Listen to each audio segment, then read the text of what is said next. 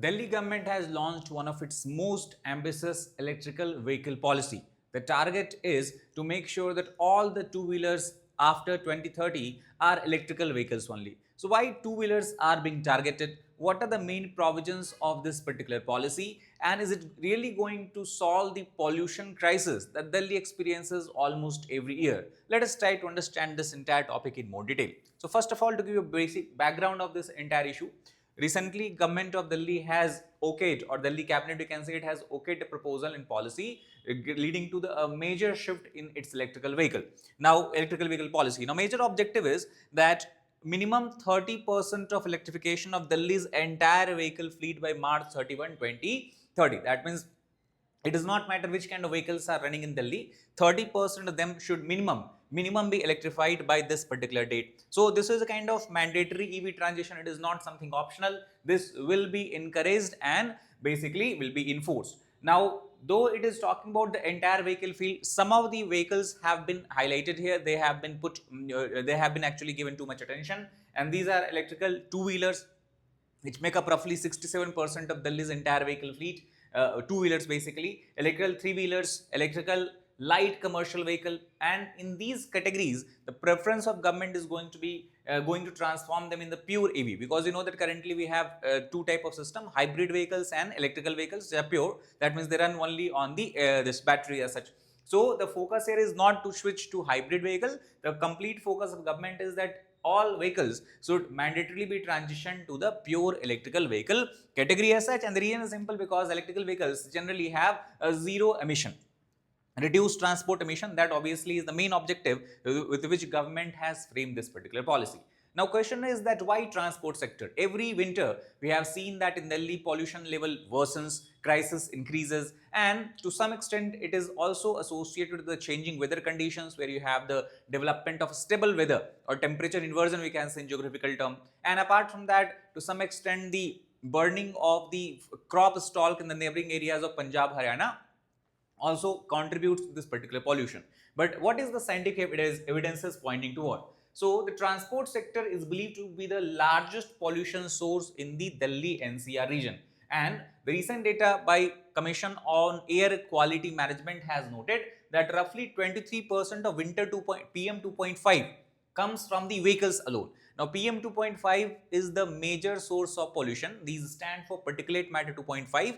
That means those particulate matter, solid suspended particle in the atmosphere, which are less than 2.5 micrometer in the size. These are very dangerous for health also, because if you are continuously in contact with PM 2.5, you are continuously inhaling them, they will get deposited in your lungs, because they are very fine particles. They get deposited on the lung surfaces, and then through blood circulation they can also go in different organs of the body, causing a lot of serious and severe diseases.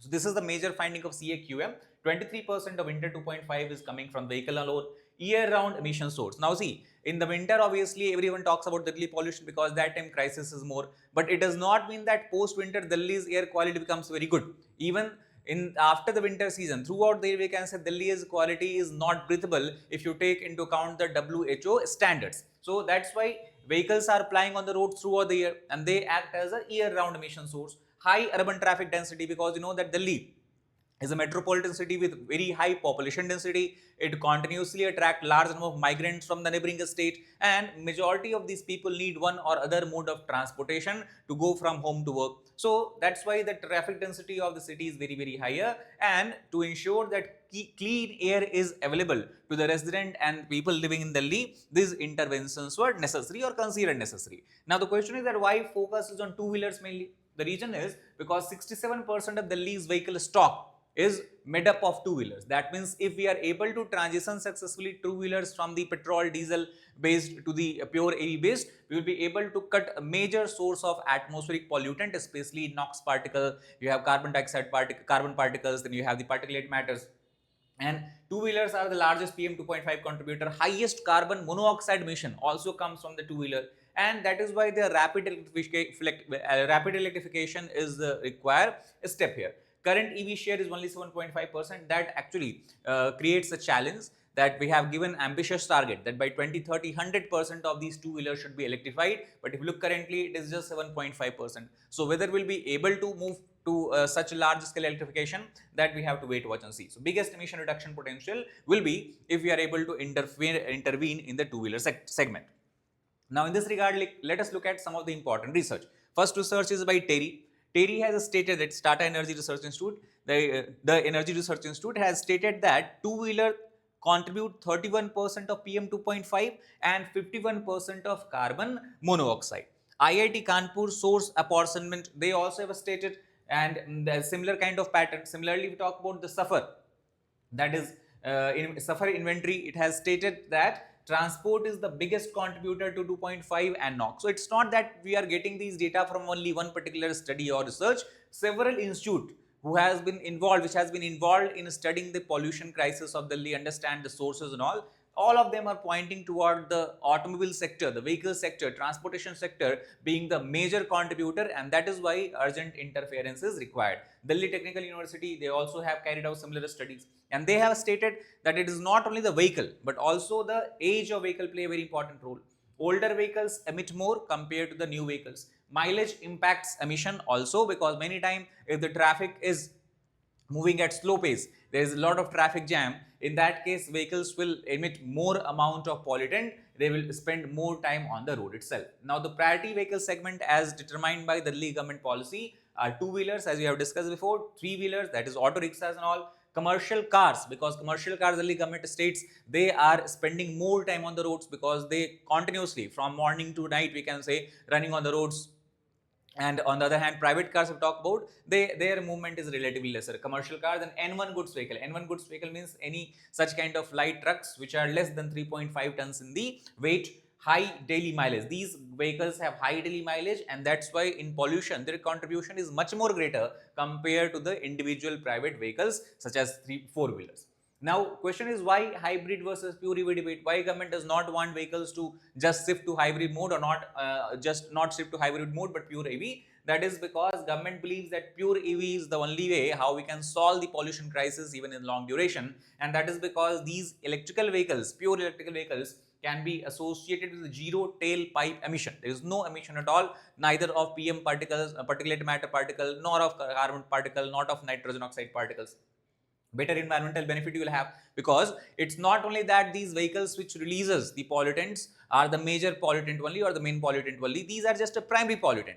Many times what actually we see, these primary pollutants then react with the volatile organic compound in the atmosphere, and then they create something that is referred as secondary pollutant. So ozone can be considered as a secondary pollutant, and these secondary pollutant also pose health hazard. That means if we have to control the percentage or amount of secondary pollutant in the atmosphere, we have to control the primary pollutant. And if we want to control the primary pollutant, the only way is that switching the entire transportation segment or sector to the pure electrical vehicle. So strong hybrids are not priority because they will not solve the problem that Delhi faces. Overall, this movement or the shift from diesel and petrol based or fossil fuel based, we can say, to pure EV is going to support the long term decarbonization effort of government as well. Because if you look at the Paris Agreement, we also have determined that we are going to reduce our carbon release intensity, and automobile sector is one of the major contributor there. And overall, it is also going to have an effect on the transportation, as we'll have access to the cleaner urban transportation. Now, it does not mean that just because government has announced policy, it is easier to implement it. As per experts, many challenges government and its executive agencies are going to face.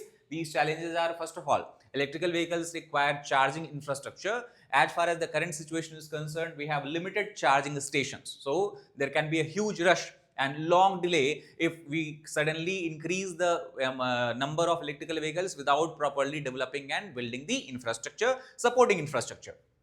Second, battery swapping gaps we are seeing here. Third is commercial vehicle constraint, that even if the small vehicles are able to be shifted to electrical vehicles, we have to in long term shift the commercial vehicles. So do we have the capacity to transform and convert the commercial vehicle also to EV? That is something we have to understand. Traffic congestion, as we have discussed, is the bigger problem. It's not only that the vehicles are emitting pollutant just because they're applying on the road. The major reason behind the high pollution level is the longer time they're spending on the road, and that longer time is spent because of poor traffic management, because of high traffic density and the increasing urban population. So all of these also have to be taken into account before just simply giving a one shot solution for all the pollution problem. Apart from that, also several research have clarified that many vehicles, especially commercial vehicles that are plying on the road, they are a contributor of the atmospheric pollution because they are running on the older BS4, BS5 model. They still have not been modified to the BS6 new norm, which will help in reducing the emission further or pollutant emission further. Rising vehicle kilometers also contribute to higher pollution level, and that is because of the this older fleet of vehicles as well as longer time they spend stuck in traffic. So infrastructure and target is going to be the major areas where also the government has to work if it want to fulfill the policy objective. So 30,000 plus charging points are required based on the current study. If we really want to transform our fleet, we have to expand the public charging network also, and it should not be just concentrated in certain area or certain pockets of the city. It should be widely distributed so that in any region of Delhi people would have access to such an infrastructure. Then only they can be encouraged to buy electrical vehicles. Improve EV accessibility, that is also one area where we have to work upon. The supplier need to be willing and should be ready to provide the demand if the electrical vehicle demand rises in the future. Support of commercial fleet, support to commercial fleet is something that government has to do. Accelerate electrical vehicle adoption, then only will be able or enable the achievement of 2030 target. Now, this obviously is a major step taken by the government of Delhi in ensuring that we have access to cleaner transportation mode at cleaner transportation vehicle as well as reducing the pollution. So this can become a model policy of India if it shows success, because pollution crisis is not only being faced by one city, that is Delhi in India. Many such urban cities, large urban centers of India are witnessing similar problems. So this template then can be further imitated and implemented by other cities, and then we can move further on the path of decarbonization and the reduction in the pollution level. And thus, as we know that the clean air is basically a fundamental right of every citizen because it comes under the right to life. So this is also something we will be able to make accessible to people. Cleaner urban mobility, better air quality, which also is good from health perspective. The labor productivity would also increase definitely if air quality is better, as people will be less sick and more efficient in their work. Reduce PM 2.5 emission, which is a major source of several severe diseases such as lung cancer, blood cancer and all. Expected influence on NCR states we will see, and it would support the sustainable transport transition. That is the main objective of the government of Delhi. So that's all about this particular video. I hope you got the gist behind the new policy, electrical vehicle policy of the government of Delhi, how and what kind of role it is going to play, and at the same time what are the challenges and limitations the government will have to face. Thank you.